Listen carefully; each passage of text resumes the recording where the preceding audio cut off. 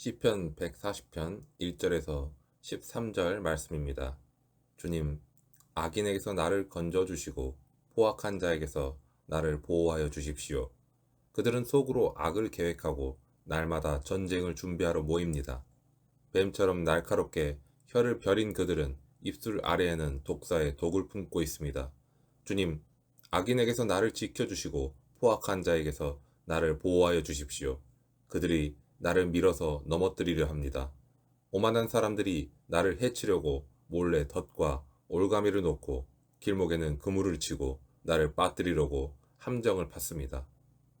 그러나 나는 주님께 아뢰기를 주님은 나의 하나님이십니다. 주님, 나의 애원하는 소리에 귀를 기울여 주십시오 하고 말하였습니다. 내 구원의 힘이신 주 하나님, 전쟁을 하는 날에 주님께서 내 머리에 투구를 씌워 보호해 주셨습니다. 주님, 악인의 욕망을 이루어 주지 마시고 그들이 우쭐대지 못하도록 그들의 계획이 성공하지 못하게 해 주십시오. 나를 에워싸고 있는 자들이 승리하지 못하게 해 주십시오. 그들이 남들에게 퍼붓는 재앙을 다시 그들에게 되덮어 주십시오.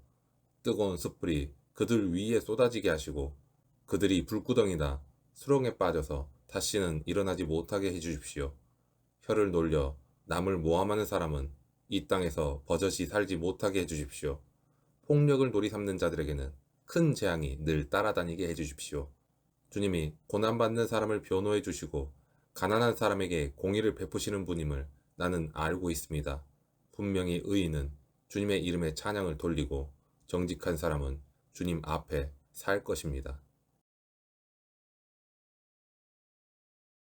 오늘 본문 6절에서 주님은 나의 하나님이십니다. 주님, 나의 애원하는 소리에 귀를 기울여 주십시오 라는 고백을 통해서 우리는 다윗의 신앙을 엿볼 수 있습니다. 다윗은 주는 나의 하나님이시니 라는 고백으로 하나님을 자신의 절대 주권자로 인정하고 있습니다. 또한 다윗은 하나님의 이름을 부르며 자신을 도와주실 분이 오직 하나님이심을 고백하고 있습니다. 다윗이 이렇게 자신의 도움은 하나님밖에 없다는 것을 고백하는 것은 과거에 자신을 구원해 주신 하나님을 경험한 바가 있기 때문입니다. 7절에 내 구원의 힘이신 주 하나님, 전쟁을 하는 날에 주님께서 내 머리에 투구를 씌워 보호해 주셨습니다. 라는 것은 전쟁터에서 적군의 창과 활로부터 하나님께서 막아주시고 지켜주셨다는 표현입니다. 보통 전쟁에서 군대 장관이나 왕은 부하들로부터 보호를 받습니다. 오늘날의 대통령도 경호실장을 비롯한 경호원들로부터 보호를 받듯이 옛날 군주나 군대 장관들 역시도 부하 장수들로부터 보호를 받았습니다. 심지어 부하 장수들이 화살바지를 하는 경우도 많았습니다. 그런데 다윗은 그렇게 부하 장수들로부터 보호를 받은 것을 회상하는 것이 아니라 하나님께서 친히 자신을 보호해 주신 것을 다시 돌아보고 있는 것입니다. 그만큼 다윗은 하나님에 대한 신앙에 있어서 자신의 생명을 지켜주신 여호와 하나님에 대한 믿음을 가지고 있었습니다. 그렇게 과거에 자신의 생명을 지켜주신 하나님께 현재 마주하고 있는 악인들의 위협으로부터도 신실하게 건져주실 것을 확인하며 간구하는 것, 그것이 오늘 본문을 통해 다윗이 고백하고 있는 내용입니다. 그래서 오늘 읽은 시편 140편은 크게 고백과 간구 그리고 선포로 구성되어 있다는 것을 볼 수 있습니다. 1절에서 3절은 악인들로부터 보호해 주시기를 요청하는 기도가 반복적으로 나오고 있습니다. 그런 악인들에 대한 표현을 1절과 4절 그리고 11절에서는 포악한 자, 그리고 5절에서는 오만한 자, 그리고 11절에서는 혀를 놀리며 모함하는 자로 표현하고 있습니다. 각 성격은 다른 것 같지만 포악한 자, 교만한 자, 그리고 혀를 놀리며 모함하는 자도 모두 악인이라는 것에는 동일하게 표현할 수 있습니다. 그런 악인들로부터 1절과 4절에서 건져주시고 보호해 주십시오 라고 간구하고 있는 것을 볼 수 있습니다. 그래서 오늘 본문에 보면 3절 끝부분에 셀라가 나오고 5절 끝부분에 셀라, 그리고 8절 끝부분에 셀라, 이렇게 3개의 셀라가 나오고 있는데 셀라는 노래로 치면 후렴구와 같습니다. 그래서 오늘 본문을 셀라를 기점으로 나눈다면 4개의 연이 이어지고 있다는 것을 알 수 있습니다. 그 4개의 연은 악인들로부터 건져달라는 간구와 그 악인들을 고발하는 내용, 그리고 하나님께서 악인들의 손에서 구원해 주실 것을 선포하는 내용으로 기록되어 있습니다. 다시 말하자면 아무리 악한 자들이 판을 치고 의로운 자를 억압한다 하더라도 끝내는 하나님께서 정의로운 손길로 의로운 자들의 길을 환히 열어주신다는 그런 믿음의 고백을 선포하고 있는 것입니다. 특별히 다윗이 간구하는 가장 주된 핵심은 악인으로부터의 구원 요청이라는 것을 알 수 있습니다. 그런데 오늘 본문에 다윗의 간구를 들여다보면 한 기도가 떠오릅니다. 우리가 매주 고백하는 주님의 기도를 떠올릴 수 있습니다. 그 중에서도 악에서 구하옵소서라는 부분이 더욱 생각이 납니다. 중요한 것은 악에서 구해달라고 하는 예수님의 기도는 그만큼 그 시대에도 악한 자들이 넘쳐났다는 것이고, 그 이전 시대는 물론이고 그 이후의 시대에도 악한 자들이 세상을 주름잡고 활개치는 것은 예나 지금이나 똑같았다는 것입니다. 우리는 악이 완전히 제거되면 좋겠고 오직 선만이 존재하는 시대에 살았으면 좋겠다고 이야기하며 바라기도 합니다. 하지만 하나님께서는 창조하실 때 첫째 날에 빛과 어둠을 지으셨는데, 그때의 빛은 해와 달과 별을 만드신 넷째 날에 그 발광체의 빛이 아니라 진리와 각성의 빛이고, 어둠이란 그 반대의 어둠을 말하는 것으로 그렇게 빛과 어두움을 지으셨다는 것을 우리는 기억해야 합니다. 그만큼 빛과 어두움, 해와 달처럼 창조하실 때 쌍으로 만드셨듯이 악한 자들과 선한 자들도 있다는 것을 놓치지 말아야 합니다.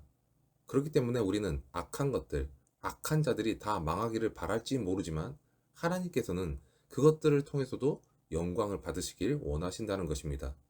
한 예로 바벨론의 느부갓네살 왕이 있습니다. 하나님을 믿지 않고 성전을 파괴했던 그 사람입니다.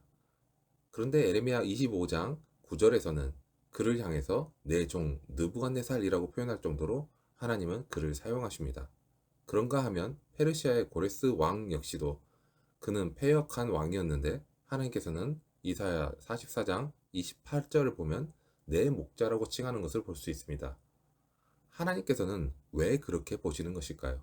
그런 악한 왕들을 통해서도 하나님은 당신의 역사를 주관해 나아가신다는 것입니다. 그 악한 왕을 통해서 하나님의 백성인 이스라엘 백성이 하나님을 등지고 살 때, 하나님의 말씀에 순종치 않을 때 그들을 만지는 도구로 사용하셨고, 또 페르시아의 고레스 왕을 통해서 포로로 끌려간 이스라엘 백성들을 다시금 포로에서 귀환하는 칙령을 반표하는 하나님의 도구로 사용하셨다는 것입니다. 그만큼 하나님께서는 이 땅에서만큼은 악을 완전히 제거하지 않으신다는 것, 그것은 하나님의 역사와 하나님의 영광을 위해서 그렇게 하신다는 것을 우리는 잊지 말아야 합니다. 다만 악인의 악도 분명히 끝이 있고 하나님의 자녀에게도 그 고난의 끝이 있다는 것, 그것이 영원한 하나님 나라의 관점이라는 것을 우리는 기억할 필요가 있습니다. 그렇기 때문에 이 땅에 우리가 사는 날 동안 악에서 구하소서라고 주님이 알려주신 그 기도 안에는 우리가 그런 악한 자들과 결탁하지 않도록 악한 자들의 계획을 잘 분별해낼 수 있도록 해달라는 간구인 것입니다. 그것은 다윗에게도 마찬가지였습니다. 오늘 본문의 140편은 다윗이 왕이 되기 전에 경험했던 시절을 배경으로 하고 있습니다. 이른바 기름 부음을 받은 다윗이 사울을 피해 노비라는 곳에서 제사장 아히멜렉을 만나게 됩니다. 그때 다윗은 아히멜렉으로부터 진설병과 골리앗의 칼을 얻게 됩니다. 이때 이 모든 것을 옆에서 본 후 밀고 한 사람이 사울의 목자장이었던 도액이라는 사람이었습니다. 다윗은 그곳을 피해 다른 곳으로 갔지만 제사장 아히멜렉은 사울로부터 죽임을 당하게 됩니다. 이때 제사장 아히멜렉만 사울이 죽였던 것이 아니라 사울은 아히멜렉을 비롯한 에봇을 입은 자 85명, 곧 제사장 85명을 함께 죽였습니다. 이처럼 악인은 무고한 자를 자신의 이익을 위해서 죽이는 것에 망설임이 없습니다. 이것은 오늘날에도 마찬가지입니다. 2절의 말씀처럼 악인은 늘 마음속으로 악을 계획하고 싸우기 위해 매일 모입니다. 또한 3절처럼 뱀 같은 혀와 독사의 독이 가득한 입술로 괴롭히고, 4절처럼 손으로 의로운 자의 걸음을 밀쳐버리는 일들을 아무렇지도 않게 행합니다.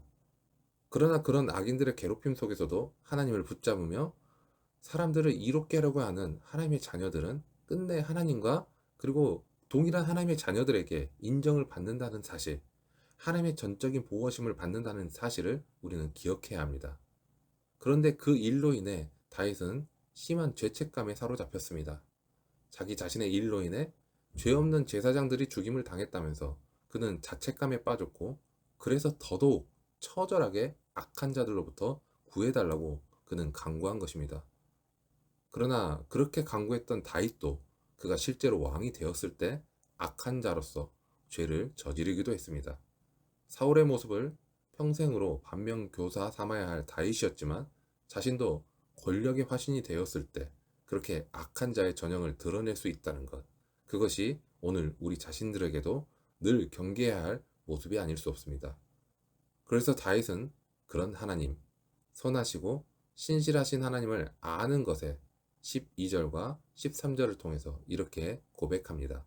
주님이 고난을 받는 사람을 변호해 주시고 가난한 사람에게 공의를 베푸시는 분임을 나는 알고 있습니다. 분명히 의인은 주님의 이름에 찬양을 돌리고 정직한 사람은 주님 앞에 살 것입니다. 라고 고백을 하는 것입니다.